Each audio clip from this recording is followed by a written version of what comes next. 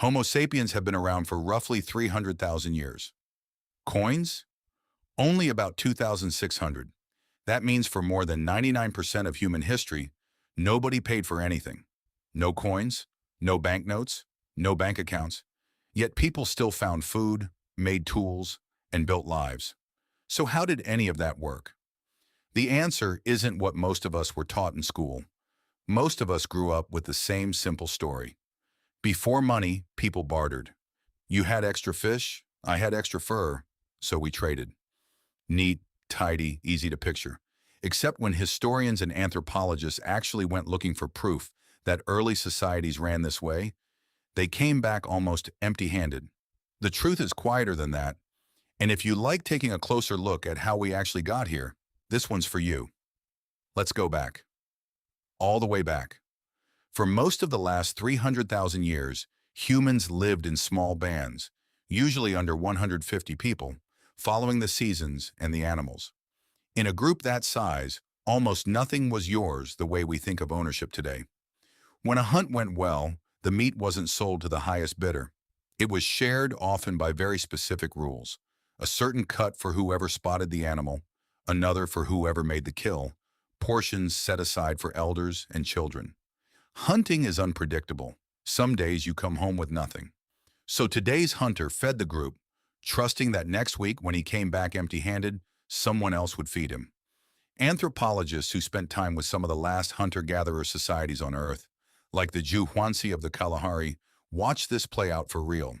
People even exchanged gifts with friends and relatives living far away, not to turn a profit, but to build a safety net stretched across the land. If a drought hit your camp, you had someone, somewhere, who owed you shelter and food. It wasn't charity, it wasn't trade either. It was something in between, an economy built entirely out of memory, generosity, and trust. Here's the part almost nobody learns in school. For centuries, economists simply assumed early humans must have bartered before money was invented. 3 chickens for an axe, that sort of thing. But when researchers actually went looking for a society that ran on pure barter between neighbors, the evidence barely exists. What they found instead were webs of informal debt. If you needed an axe, you didn't haggle for it on the spot. You simply borrowed it, because the owner knew you and knew you'd return the favor eventually, in whatever form made sense at the time. Nobody kept a precise tally. Your reputation was the ledger. Direct, even-handed trading mostly shows up somewhere else entirely, between strangers, between two groups with no shared history and maybe no future together either. When there's no relationship to fall back on, the exchange has to be settled right there, on the spot. And that kind of trade goes back much further than most people assume. Archaeologists have dug up obsidian tools, seashells, and beads hundreds, sometimes thousands of kilometers from where they originally came from. Some of them over 30,000 years old. Shells from the coast have turned up deep inland, in places hundreds of miles from any ocean. That means long before farming, before villages, before writing, humans were already carrying valuable objects across enormous distances, passing them from group to group, hand to hand. Not because any government minted them or declared their worth, just because people, independently, again and again, agreed that certain things were worth having. Rare, beautiful, useful, or all three at once. That agreement is really the seed of money, not a ruler stamping a coin, just people, deciding together what mattered. Once humans settled down and started farming, somewhere around 10,000 years ago, populations grew. Villages became towns, towns became cities, and that quiet system built on memory and reputation started to strain.